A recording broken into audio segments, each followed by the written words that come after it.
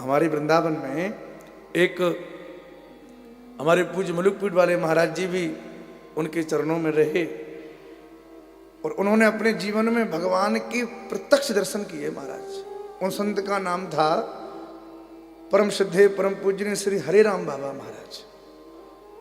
बड़े उच्च कोटि के महात्मा, और उन्होंने इसी शरीर से इसी जन्म में इन्हीं नेत्रों से भगवान का प्रत्यक्ष साक्षात्कार किया।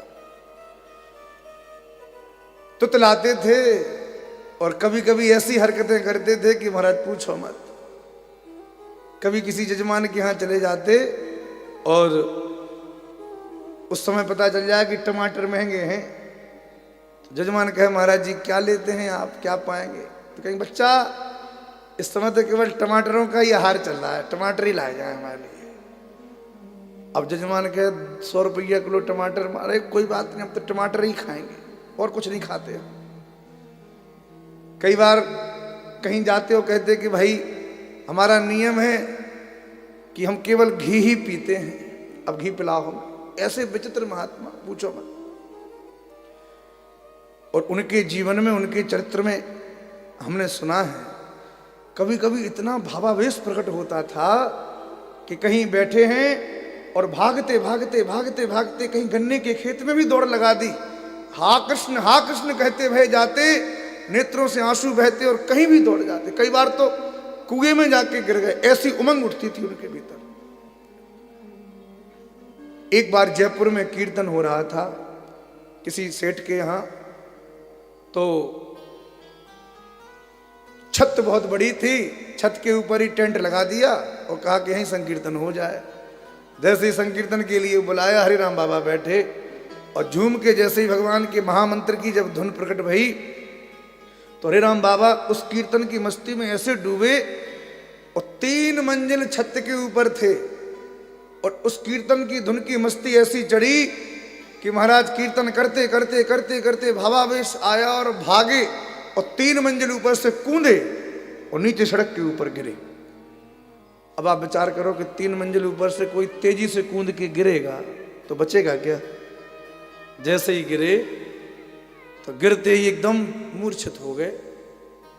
लोगों की भीड़ इकट्ठी हो गई और इकट्ठी भीड़ ने जब हिलाया डुलाया, थोड़ी देर उपचार हुआ तो उनके नेत्र खुल गए। नेत्र खुले तो उनके पैरों में बस केवल चोट आई, बाकी पूरे स्वस्थ थे। जिस सेठ के यहां वो रुके थे उसको आश्चर्य हो गया कि महाराज को कुछ भी नहीं हुआ। बड़े आश्चर्य की बात है। किसी ने कहा कि देखो नाम प्रेमी हैं, जब प्रहलाद जी जैसे भक्त को आग के ढेर के ऊपर बैठाया तब उनको कुछ नहीं हुआ, हाथी से कुचलवाया तब कुछ नहीं हुआ, बड़े बड़े पहाड़ों से गिराया तब प्रहलाद जी को कुछ नहीं हुआ, तो भगवान के नाम की का कलयुग में इतनी भी कृपा नहीं है कि महात्मा 3 मंजिल से गिर जाए तो उनका कुछ बिगड़ेगा, बच गए। तो उन दोनों पति पत्नी ने हरि राम बाबा को घर में लिटा के और करीब 3-4 महीने बराबर सेवा करी, जिससे उनके पैर जो खराब हुए ठीक हो जाए। ध्यान से सुनना मेरी बात। और उन दोनों वैश्य थे वो, उन दोनों दंपति ने इतनी सेवा करी कि सेवा के प्रभाव से हरि राम बाबा बिल्कुल स्वस्थ हो गए। और जब वो बोले ठीक है भैया हम जाते हैं, जयपुर के पास गलता जी का स्थान है, हम थोड़े दिन वहां रहेंगे। जैसे ही जाने लगे तो दोनों ने हाथ जोड़े, तो इतने प्रसन्न हो गए हरि राम बाबा। उन दोनों पति पत्नी से बोले कि बताओ तुम क्या चाहते हो, मांगो बच्चा क्या चाहते हो। महात्मा कभी प्रसन्नता से किसी से कहें कि मांगो क्या चाहते हो, ईमानदारी से कह रहे हैं शायद भगवान देने में चूक जाए, पर महात्मा के द्वारा दिया गया आशीर्वाद कभी खाली नहीं जा सकता, क्योंकि भगवान का कोटा अलग चलता है, संतों का कोटा अलग चलता है। भगवान के विधान में यदि कोई चीज नहीं है और किसी महात्मा ने कह दी तो भले भगवान के विधान में नहीं है, पर महात्मा ने कह दी तो बात जरूर पूरी होगी। ये संतों की सामर्थ्य है। हरि राम बाबा ने कहा कि मांगो बच्चा क्या चाहते हो, तो वो दोनों दंपति पति पत्नी वृद्ध हो गए थे, सेवा कर रहे थे। उन्होंने प्रणाम करते हुए कहा महाराज हम दोनों में बड़ा प्रेम है और खूब हम दोनों भगवान का भजन करते हैं, पति पत्नी खूब भगवान के नाम में रुचि है, भजन करते हैं, पर प्रार्थना इतनी है कि जब भी इस संसार को छोड़ें तो हम दोनों में से कोई पहले ना जाए, हम दोनों एक साथ ही प्राण छोड़ें। इतना आशीर्वाद देते। उन्होंने ये कहा तो हरिराम बाबा ने तुरंत कहा ठीक है जाओ, ऐसा ही होगा। और ऐसा कह के हरिराम बाबा जयपुर से थोड़ी दूरी पर गलता जी का स्थान है, वहां पे जाके रहने लगे। एक दिन रात्रि के समय हरिराम बाबा ध्यान में बैठे थे, बिल्कुल सत्य घटना बता रहे हैं आपको। ध्यान में बैठे थे और ध्यान में बैठे बैठे उसी समय जैसे ही आंख खुली तो सामने उनको वही दोनों पति पत्नी आकाश में दिखाई दिए। और उन्होंने प्रणाम करते हुए जो भी कहा हो, पास में बैठे जो संत थे बोले बाबा किससे बात कर रहे हो? तो हरिराम बाबा ने कहा अरे कुछ नहीं बच्चा, वो भगवान के धाम गए दोनों, गए दोनों गए, ऐसे कहते थे। थोड़ी देर में ही उनके पुत्रों के द्वारा संदेश मिला कि महाराज जी हमारे माता पिता एक साथ प्राण त्याग दिए और भगवत धाम को पधार गए। लोगों को आश्चर्य हो गया, संत के आशीर्वाद में इतनी सामर्थ्य। और उनके जीवन को देख के यदि कोई कह दे कि ये महात्मा है तो लोग समझ ही नहीं पाते थे कि महात्मा भी हैं क्या, ऐसे रहते थे। उन्हीं के जीवन की एक कथा है, थोड़ा ध्यान से सुने। वृंदावन में मलुक पीठ में विराजमान थे। अभी बहुत से बहुत 25 साल पहले की घटना होगी, ज्यादा दिन नहीं हुए उनको गए हुए इस धरती से। वृंदावन में विराजमान थे मलुक पीठ वाले महाराज जी। उस समय विद्यार्थी जीवन में थे तो उन हरिराम बाबा के नाम को कई भक्तों ने सुना कि बड़े शुद्ध महात्मा है। तो एक कोई स्त्री थी और वो विद्यालय में पढ़ाती थी, सरकारी उनकी नौकरी थी। उन्होंने जब हरिराम बाबा के बारे में सुना कि ये बाबा तो बड़े शुद्ध हैं तो एक बार दर्शन करने जाएं, क्योंकि दुनिया के लोग चमत्कार को नमस्कार करते हैं। तो वो अध्यापिका, उनकी उम्र करीब 40-45 वर्ष की उम्र रही होगी। वो अपनी उम्र में अपने हाथ में बैग और कुछ सेव फल लेके महाराज जी के दर्शन करने के लिए मलुक पीठ में पहुंची।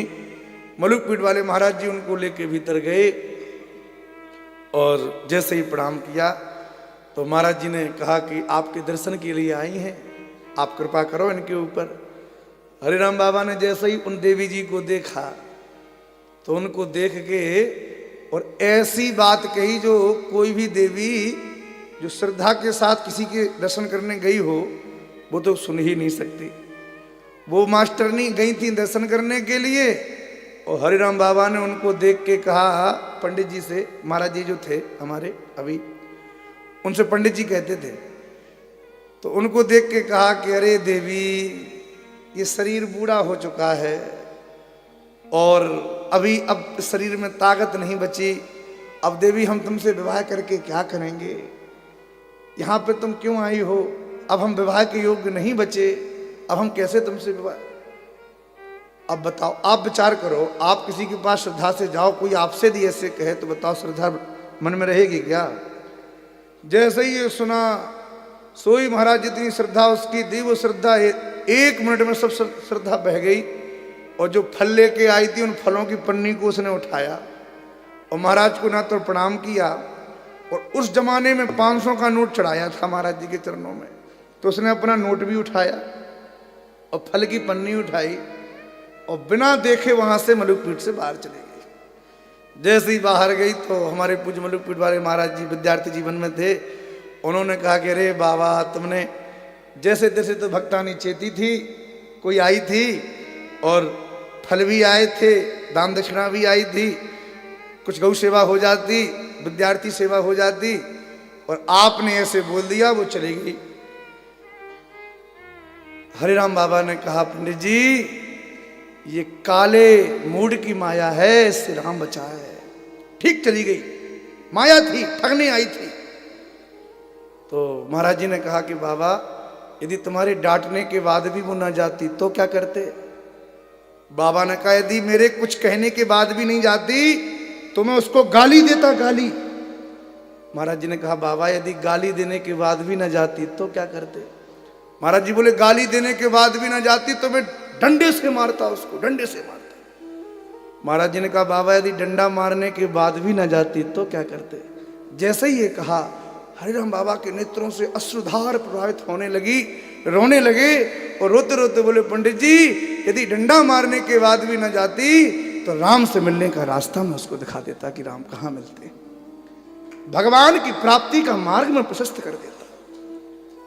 इसलिए संतों को समझना जब तक हरि की कृपा ना हो तब तक समझ ही नहीं सकते, बिना हरि की कृपा के नहीं समझ सकते।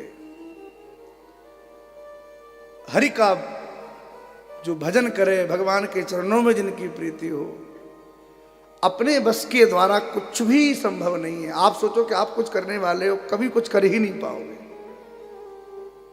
जितने भी साधन हैं ये उनकी कृपा से ही जीवन में प्रकट हो पाते हैं, उनकी कृपा पाव कोई कोई। इसलिए कभी भी किसी ना तो गुरु की परीक्षा लो और ना किसी को ऐसे व्यवहार करो कि जिससे किसी के मन में ठेस पहुंचे। आपकी श्रद्धा है तो आप अपना समर्पण करें और श्रद्धा नहीं है तो दूर से प्रणाम करके आप चले जाएं।